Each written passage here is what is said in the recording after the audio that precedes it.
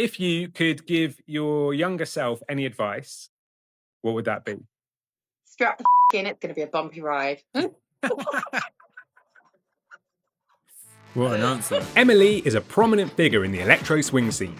A former commercial dance singer, Emma burst onto the scene with a collaboration with Jamie Berry before working with numerous other artists, including Wolfgang Lohr, Chap and Atom Smith, cementing herself as one of the most sought-after vocalists in the genre. Now an official signee of Ragtime Records, Emma has released a slew of singles with Tom ESC, Cat in the Hat and Duke Skellington, as well as forming her own live act, The Weird Kids. In this interview, we dive deep into her musical journey, her thoughts about the electro swing scene, and a quick fire round which unearths some fascinating answers, including her encounter with Parov Stelar himself. So sit back and enjoy the latest episode of the Electro Swing Podcast with the vocally vivacious Emma Lea. Hi. Welcome to the Electro Swing Podcast. Thank you, darling. So for anyone who isn't aware of you and your music, please can you give us a quick introduction of who you are and what you do? Okay, I'm Emma Lea and I make electro swing music. And my music is, I would say, it's quite different from everybody else's because I didn't really come in there with the just purely vintage vibe. Coming from like a background in commercial dance, I've got more of a soul element as well. So I would say it's a real mixture of electro swing, soul, and a lot of crazy stories.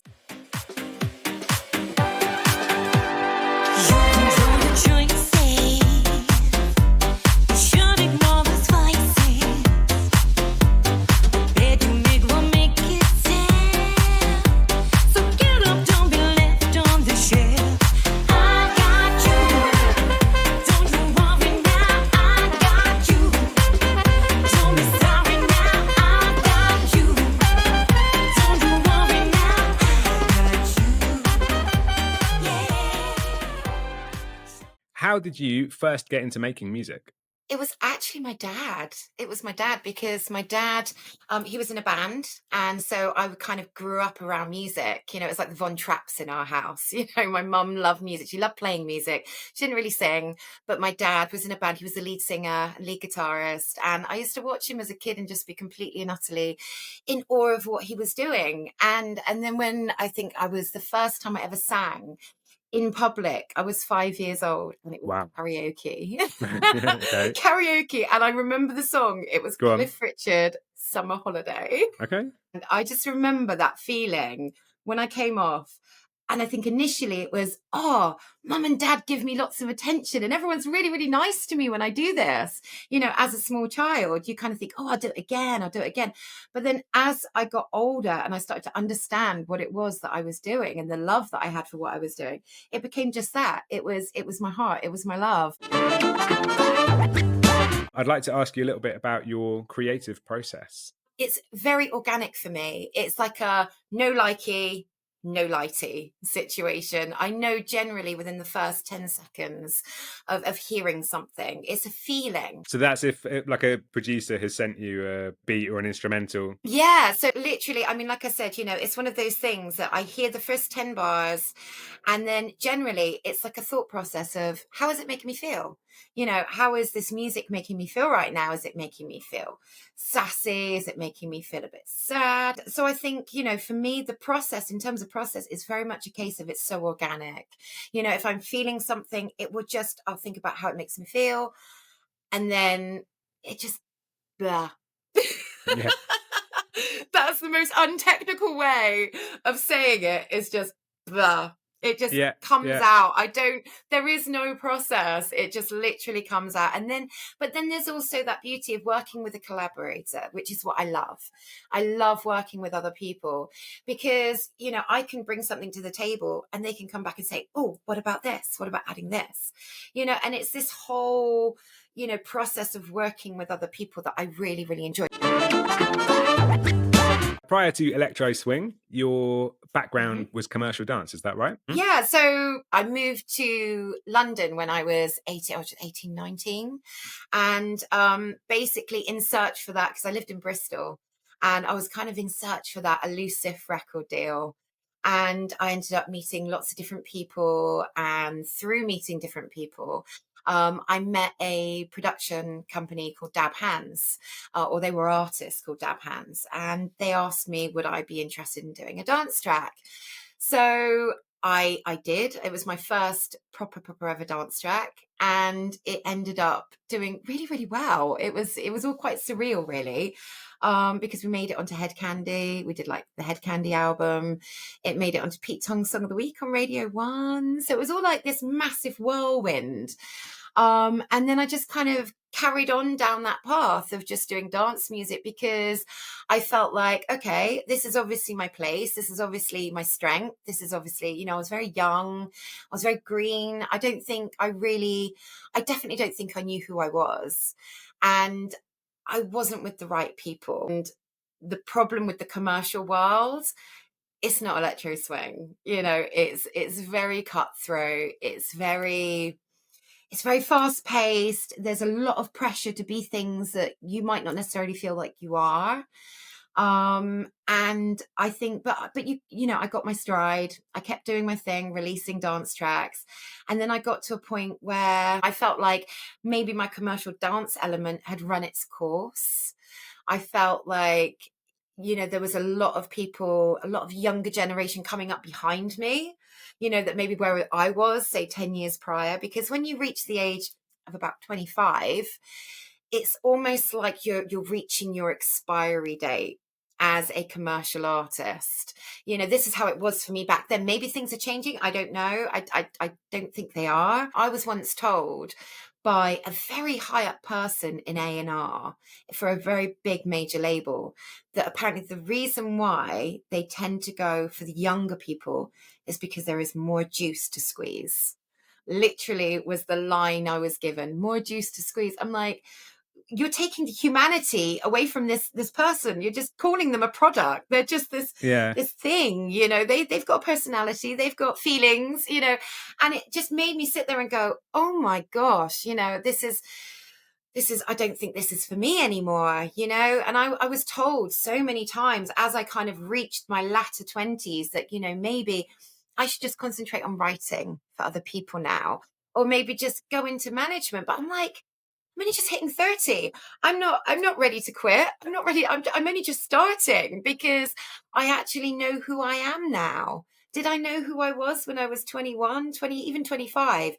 Probably not. I was still, and I think that for me was the biggest thing. It was not knowing where I belonged and just sticking with dance music because it was where I was, and not branching out and actually looking for where I really did belong.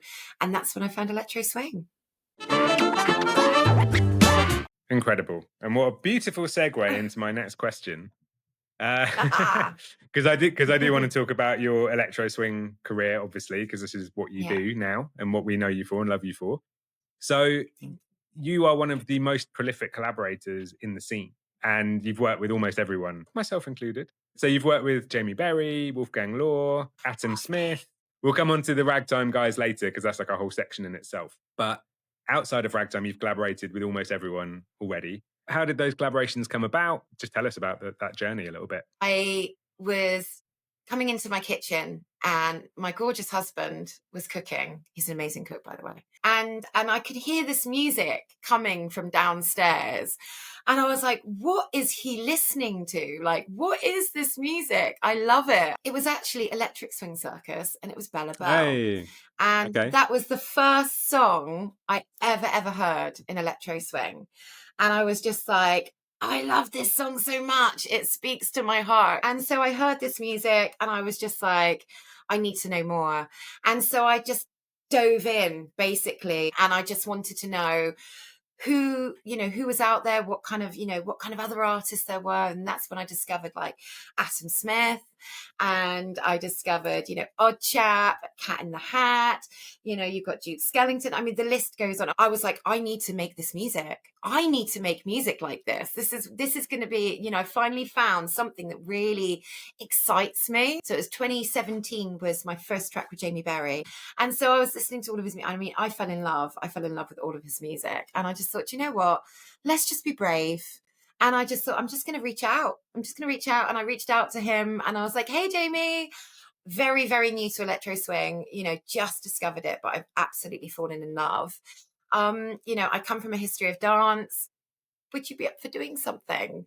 And literally he came back going, I really like your sound, love your tracks. Funnily enough, I'm just finishing my Frenzy album, and I've got one track left.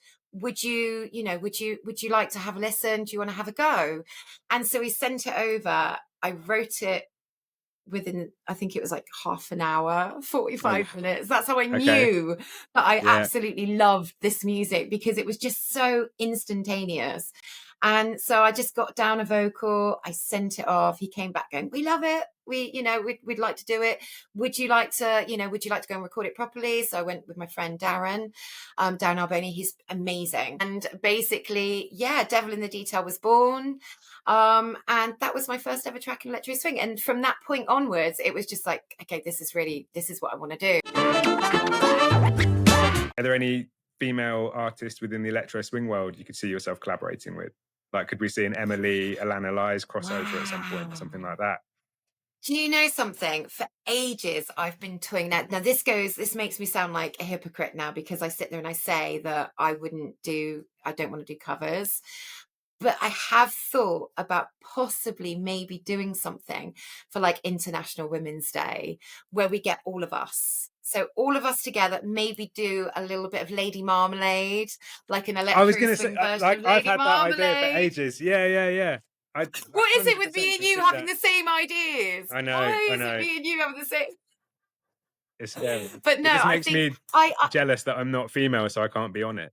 We can get you dressed up, Unless babe. I could do drag and be Little Kim. Yeah. But genuinely, that'd be insane. I'd love to hear that. I think it would be amazing, because there's just so many amazing girls in electro swing. And that's the other beauty as well. That's the one other thing that I absolutely love about our electro swing community. In dance and in commercial, where I've come from, there's not an awful lot of support for each other. Whereas I will say, electro swing, oh my gosh, has the best bunch of female artists. They really do. We all support each other. There's none of this, competitive, bitchy, kind of, there's none of that. Everybody, all of my girls, I love all of my girls. I think they're absolutely amazing. And I would love to. I actually really, really would love to. And I think, come on, girls, if you're watching this, let's get this done. Let's get this sorted. Yeah. So we've alluded to it a couple of times, but you are obviously heavily involved with Ragtime Records. So can you tell us a bit about that, please? Yeah, Ragtime. Oh my gosh, they are my musical family. They are my home. They're my safe space. They're my people. The first person I actually met in the real world was Chad, which is aka Duke Skellington. My friend Darren, who recorded Devil in the Detail.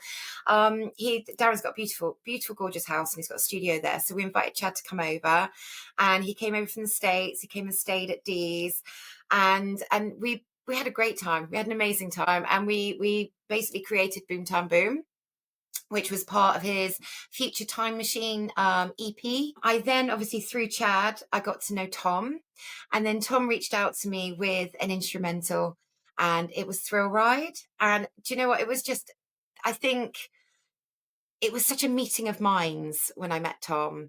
It was like somebody that really, really understood who I wanted to be as an artist. The real kind of work and the real management really kind of started with Tom and Thrill Ride. And so we just massively bonded. We massively bonded. And it was just it was a real organic process. I did the track Thrill Ride. Then, it was a case of I'll do another one. I did Mr. Sunshine. And then it was like, okay, I'm going to work with the other boys. And then he introduced me to Cat in the Hat. So I ended up working with Cat in the Hat, aka Rich.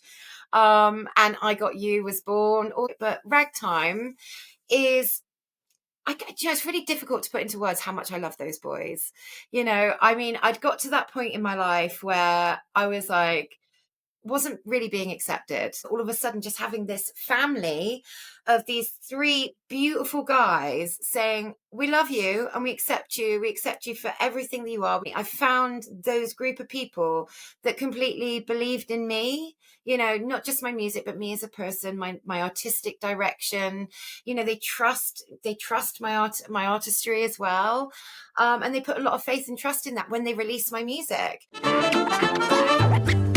So we've had some slight technical issues with the recording so far, which is why it might look and sound slightly different. But in musical fashion, the show must go on. It's called a dead laptop, Ollie. That's what it's called. It's called a dead laptop. That's the technical term. Okay, so we'll pick up where we left off. We were talking about your music career, and I wanted to ask you about the Weird Kids. So basically, a few years ago, I came to Tom and was like, Tom, I wanna do some live shows. I want to be able to take all this music that we've made and actually do it live, because obviously Ragtime is very much involved with swingamajig. And so that felt like a really, really good starting point, was to get something together and go and debut it and trial it out at swingamajig.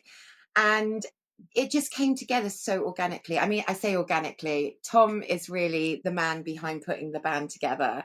He has got an unbelievable catalogue of incredible musicians at his fingertips. So he was definitely far more qualified putting the band together than what I was. So he did. And the thing is, he did it so well. He didn't just do it musically.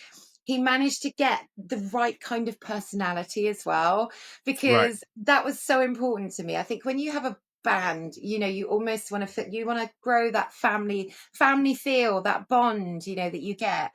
And Tom, without even realizing, or maybe he did realize it, I don't know, managed to put together a bunch of people that are not only, like, my boys are incredibly talented, but just very similar personalities as well. So we're all a little bit weird in our own way, and they were like my weird kids, they're not like my weird children. So it just seemed like a really apt name. So I mean, the Weird Kids were born a couple of years ago, and we've just kind of gone from strength to strength. This year, we did a new festival. We've been doing Shambhala for the last couple of years now, which has been incredible.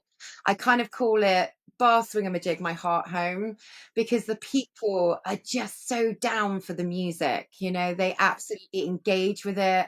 Shambhala to me is always such a magical experience.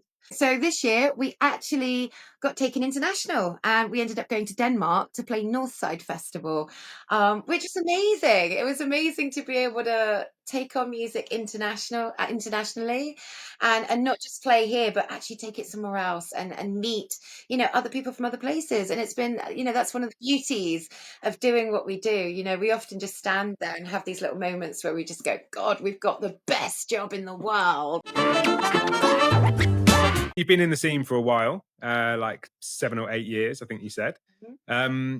What are your thoughts on the current state of electro swing? That's a tough question, because I think everything is down to what the tastemakers say is in or out. 1 minute electro swing can be the big in thing, it's this massive in thing, and then all of a sudden it dips because there's another interest that comes along, or there's another fad, or there's another trend that comes along.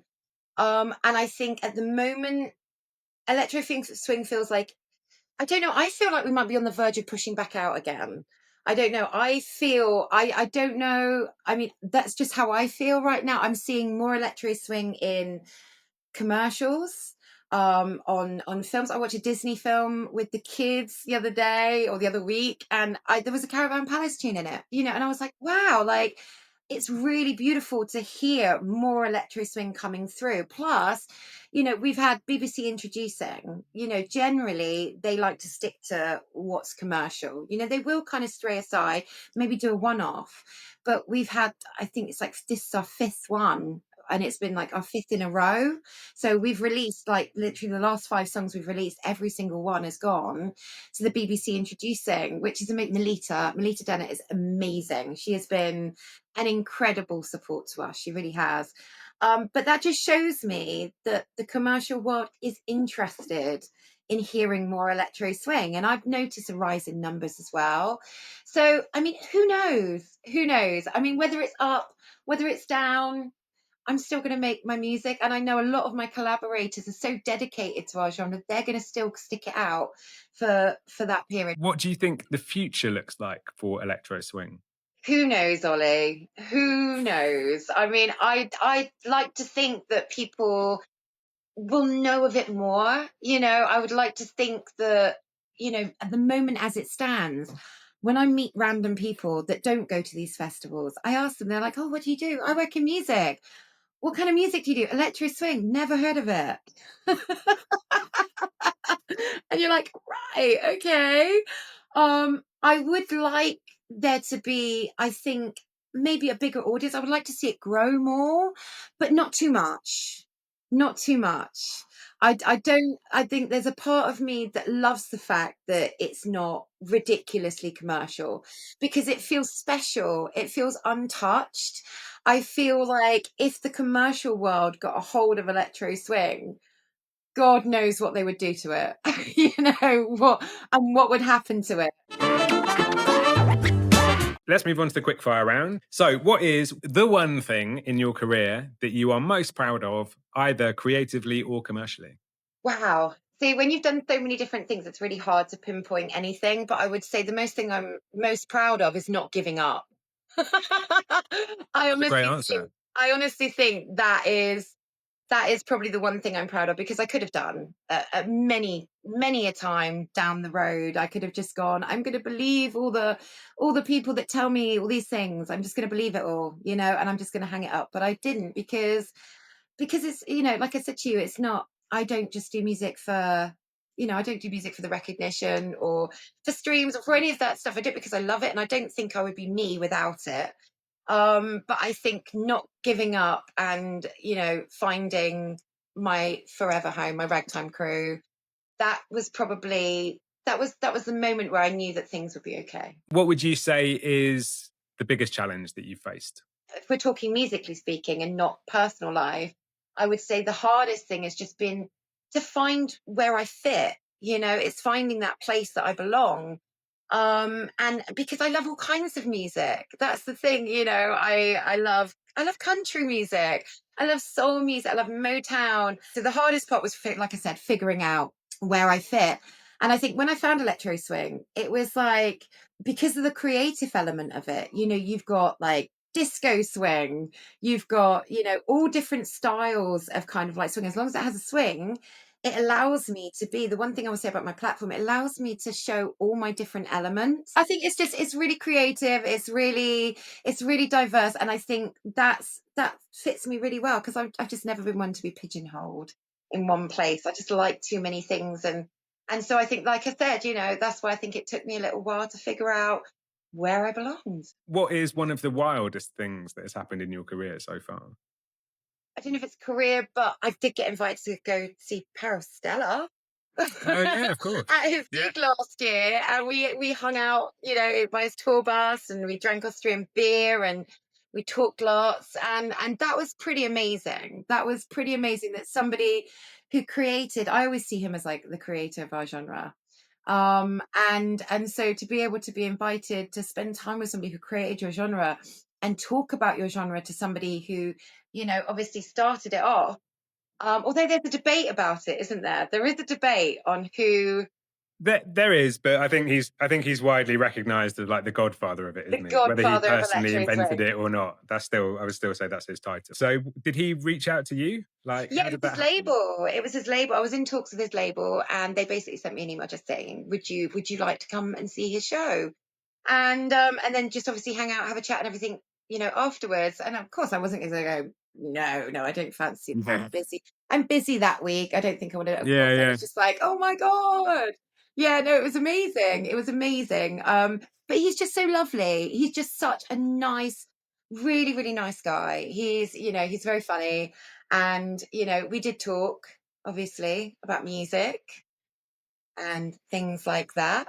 But I'm not giving anything away just yet. Okay.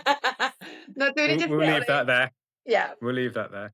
If you could give your younger self any advice, what would that be? Strap the fuck in, it's going to be a bumpy ride. What an answer. I don't know. I think I would say, look, be resilient. You're going to have to be tough. There's going to be moments where you're going to feel like giving up, but don't do it. Don't do it. And go and find Tom, Rich and Chad and find electro swing like 20 years earlier. But I think I would have probably just said, be resilient and don't listen to negativity. Make your own path based on how you feel. and what you feel is the right path. And hopefully I'll probably still end up right here, right now. Okay, so what is something that your fans may be surprised to learn about you? I would probably say I get horrendous stage fright. It's mad that I can fear something that I love so much, but I think it's because I care so much. And that when people come and see you live, there is that big kind of like pressure that you put on yourself, because you want to give people the best version of yourself that they came to see. My analogy, I think, how I would kind of describe my stage fright, it's almost like if you're going to go parachuting, the climb, getting up there in the airplane, just thinking about it, that's like through the day I think about things. And then you eventually get up there and they open the door to the plane, i.e. the wings of the stage, and then you've got to jump out. You've just got to go. And it's all that anxiety build up. But then the moment you go, the moment you get on that stage, within about 30 seconds, it just eases. Like the moment you get into the song and you start singing your song and you see the people in front of you, it just goes. But I cannot tell my body to stop it. I didn't know that, and that is very interesting. There we go. It certainly doesn't come across that way. Any final words for fans of your music? I would just say a massive thank you, a absolutely monumental thank you, because at the end of the day, you guys listening to these tunes is what inspires me to keep going. I think if people weren't tuning in, I don't think if they weren't connecting, would I have gone on for as long as I have? No, but because I've had such incredible support and acceptance as well, it just means that it inspires me just to keep writing and keep making music. I wouldn't be doing it without you guys. So massively love you and thank you. And then any upcoming things or general things that you would like to plug or shout out or give a mention to? Yeah, well, we've got, it's going to be we've got quite a busy 6 months coming up. We've got, I've got a new one coming out for Halloween with the amazing Duke Skellington, so another one of my Ragtime brothers. And then we've got another track coming out at Christmas. I'm going to be collaborating with my other Ragtime brother, Rich, aka Cat in the Hat. And then the new year, we're kicking off with a new track again. I think this one is a track with Atom. We've also got one coming up as well. We do, that's right. We do. Another one? Yeah. We're just trying to work out the release date. And yeah, there's just multiple things going on. I mean, like I said, I try and get at least 6 months ahead to a year if I can, so that I can just know that my whole year is sorted and I can just concentrate on writing, ready for the next year, and so on and so forth. And it just feels like this train that's just been going on for ages, but I'm not ready to get off yet. Unless somebody wants to push me off at the next station. No, I'm happy to stay on my train. Well, maintaining the train analogy, I'm going to step off now, but it's been absolutely lovely to chat to you, and I look forward to hearing your new tracks and also featuring on one of them. Absolutely. Nice one. Mwah, lots of love. Speak soon. Of love.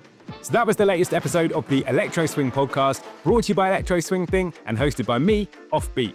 If you want to find out more about our guest, links to their music and socials can be found in the description. And if you want to follow us, please do so at Electro Swing Podcast on all major platforms. And if you want to get a heads up about upcoming guests and a chance to ask your questions, then sign up at electroswingpodcast.com. I'll be back in another couple of weeks with my next guest, and thank you very much for tuning in.